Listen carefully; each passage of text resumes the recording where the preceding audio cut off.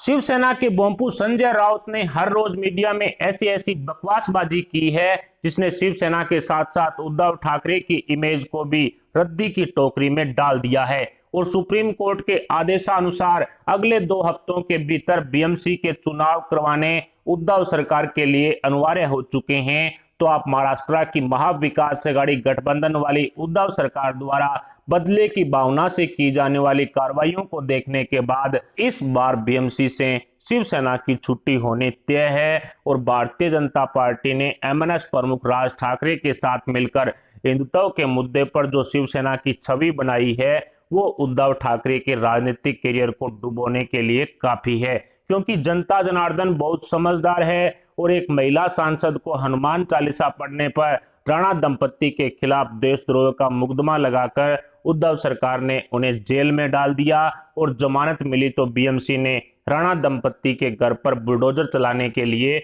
Notice चस्पा कर दिए, जो शिवसेना द्वारा बदले की कार्रवाई करने का बड़ा उदाहरण है। इतना ही नहीं, इससे पहले भी कंगना रनौत के ऑफिस पर बदले की भावना से बीएमसी ने बुलडोजर चलाया था, जिसका खामियाजा बीएमसी को भुगतना पड़ा और कोर्ट ने बीएमसी पर कंगना रनौत का ऑफिस तोड़ने से हुए नुकसान की भरपाई करने के आदेश दिए थे। इससे भी मन नहीं भरा तो शिवसेना ने रिपब्लिक भारत के editor in chief Arnab Goswami को झूठे मुकदमों में जेल की सलाखों के पीछे भेज दिया और भेजने वाले उद्धव ठाकरे के भ्रष्ट अधिकारी कौन थे ये पूरा हिंदुस्तान जानता है। वही मुंबई पुलिस कमिश्नर परमवीर सिंह और सचिन वजे जो 100 करोड़ रुपए वसूली कांड और इंटीलिया केस में लिप्त होने के साथ साथ मनसुख हिरेन मर्डर केस का भी साजिश करता रहा है। ऐसे में उद्धव ठाकरे द्वारा बदले की भावना से की गई कार्रवाइयों का जवाब महाराष्ट्र की जनता जनार्दन बीएमसी चुनाव में देगी। इतना ही नहीं, बीएमसी के स्टैंडिंग चेयरमैन सैकड़ों करोड़ रुपए के घोटाले में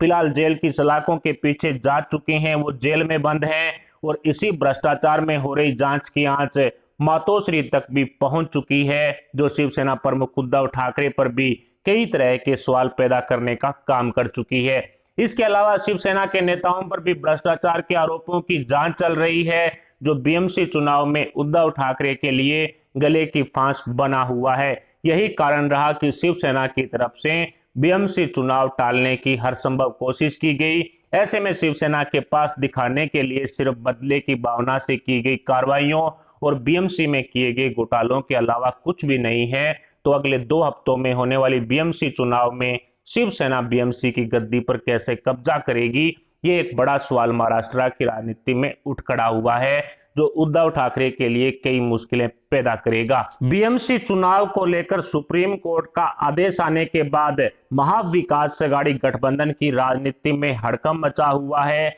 और इसी क्रम में बदले की भावना से कार्रवाई करनी हो तो बूंद का सारा ठीकरा शिवसेना पर फोड़ा जाएगा, जिसमें बदनामी उद्धव ठाकरे की होगी। फर्जी केस बनाकर उद्धव सरकार के खिलाफ बोलने वालों को जेल की सलाखों के पीछे भेजना है तो बदनामी उद्धव ठाकरे की होगी। हनुमान चालीसा को लेकर विरोध करना है तो बदनामी उद्धव ठाकरे की होगी। सैकड़ों करोड़ के घोटालों के आरोप में महाविकास आघाड़ी गठबंधन के नेता जेल की सलाखों के पीछे जाएंगे तो बदनामी उद्धव ठाकरे की होगी। उद्धव सरकार के पुलिस अधिकारी भ्रष्टाचारों को अंजाम देंगे तो बदनामी उद्धव ठाकरे की होगी। ऐसे में एनसीपी सुप्रीमो शरद पवार पर शिवसेना को अंदर ही अंदर खोखला करने के जो आरोप लगते आए हैं बीएमसी चुनाव से ठीक पूर्व, वो सारे आरोप सच साबित होते हुए भी दिखाई दे रहे हैं। कहते हैं कि जब किसी का बुरा वक्त आता है तो पूछकर नहीं आता और ऊपर वाला जब देता है तो छप्पर फाड़ के देता है।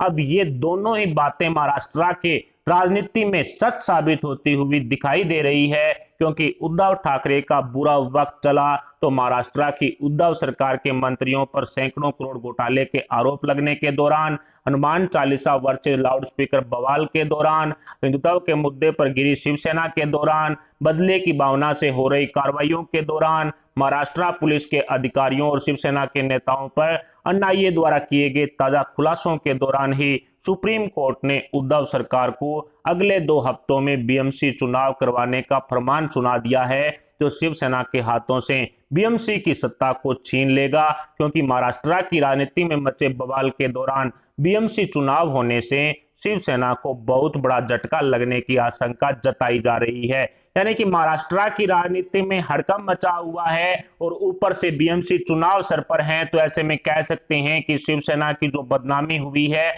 उसका घाटा शिवसेना को, उद्धव ठाकरे को बीएमसी चुनाव में होगा। ऐसे में उद्धव ठाकरे का बुरा वक्त शुरू हो चुका है, जो शिवसेना की राजनीतिक रोटियां सेकने वाली दुकान को बंद भी कर सकता है। तो दूसरी तरफ भारतीय जनता पार्टी को इसका भरपूर फायदा मिलने की चर्चाएं तेज है, यानी कि बैठे बिठाए बीएमसी की सत्ता पर विपक्ष का कब्जा हो सकता है। इसलिए मैंने कहा था कि ऊपर वाला जब भी देता है छप्पड़ फाड़ के देता है। हालांकि 2017 में बीएमसी के चुनाव परिणाम में शिवसेना को 84 सीटें मिली थी और भारतीय जनता पार्टी को 82 सीटों पर जीत हासिल हुई थी। बीजेपी और शिवसेना महाराष्ट्र की देवेंद्र फडणवीस सरकार में एक साथ गठबंधन में थे, लेकिन बीएमसी का चुनाव बीजेपी और शिवसेना ने अलग अलग लड़ा था। परंतु शिवसेना बीजेपी का गठबंधन होने की वजह से भारतीय जनता पार्टी ने बीएमसी में सरकार बनाने की कोशिश भी नहीं की और मात्र 2 सीट पीछे भारतीय जनता पार्टी ने अपने गठबंधन धर्म को निभाया और शिवसेना को बीएमसी की गद्दी सौंप दी।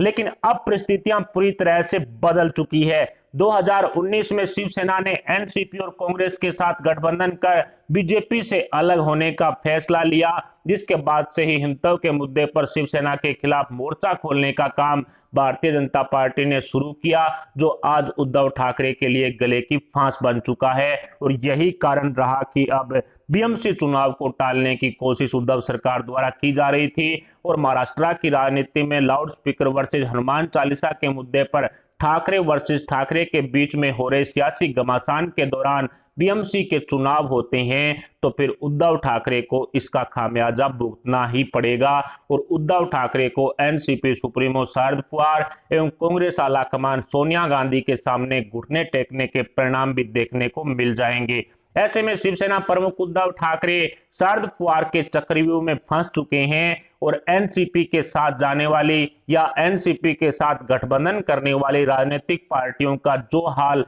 अब तक शरद पवार करते आए हैं, वही हाल शिवसेना का होते हुए भी दिखाई दे रहा है। इसी कड़ी में लगभग 1 वर्ष पूर्व कांग्रेस ने एनसीपी और शिवसेना से अलग होकर बीएमसी चुनाव में उतरने का ऐलान किया था, लेकिन अगले 2 हफ्तों में ही बीएमसी के चुनाव करवाने के आदेश बाद कांग्रेस का स्टैंड क्या रहेगा, इस पर तुरंत प्रभाव से कांग्रेस को फैसला लेना पड़ेगा, क्योंकि उम्मीदवारों के लिए टिकट वितरण का काम भी कांग्रेस को पूरा करना है। लेकिन एनसीपी और शिवसेना के साथ मिलकर बीएमसी चुनाव में उतरने का फैसला भी कांग्रेस द्वारा लिया जाता है, तो क्या 1/3 फार्मूले के साथ कांग्रेस बीएमसी चुनाव में उतरने के लिए राजी हो पाएगी? क्या बीएमसी की सभी सीटों पर चुनाव लड़ने वाली शिवसेना 1/3 फार्मूले यानी कि 33.30% सीटों पर ही चुनाव लड़ने के लिए सहमत हो जाएगी? ऐसे बहुत से सवाल बीएमसी चुनाव से ठीक पहले महाविकास अघाड़ी गठबंधन में उठने वाले हैं, जो अघाड़ी गैंग में आपसी फूट को जन्म देंगे और उसी फूट का फायदा विपक्ष द्वारा डंके की चोट पर उठाया जाएगा, क्योंकि एनसीपी और कांग्रेस के साथ बीएमसी चुनाव में उतरने का फैसला शिवसेना द्वारा लिया जाता है, तो जाहिर सी बात है कि सभी सीटों पर शिवसेना अपने उम्मीदवार नहीं उतार पाएगी। तो ऐसे में क्या शिवसैनिक किसी अब्दुल्ला शेख को वोट करेंगे या बीजेपी मनसे के गठबंधन को वोट करने के लिए शिवसैनिक मजबूर हो जाएंगे, क्योंकि हिंदुत्व के मुद्दे पर शिवसैनिक अब मनसे प्रमुख राज ठाकरे को उद्धव ठाकरे के विकल्प के तौर पर देख रहे हैं और इसके भयंकर परिणाम बीएमसी चुनाव में देखने को मिल सकते हैं। ऐसे में कहा जा सकता है कि महाविकास अघाड़ी गठबंधन सरकार में कुछ भी ठीक नहीं चल रहा। फिलहाल बीएमसी चुनाव को लेकर के आपकी क्या राय है? क्या भारतीय जनता पार्टी मंच प्रमुख राज ठाकरे के साथ मिलकर शिवसेना का सफाया बीएमसी से कर पाएगी? क्या शिवसेना को मात देने में बीजेपी कामयाब होगी? इस पर आप अपने विचार में कमेंट बॉक्स में जरूर बताएं। साथ ही वीडियो को लाइक करके हमारे चैनल को सब्सक्राइब जरूर कर लें। अभी के लिए इतना ही, मिलते हैं अगली बड़ी अपडेट न्यूज के साथ। तब तक के लिए जय हिंद, जय भारत।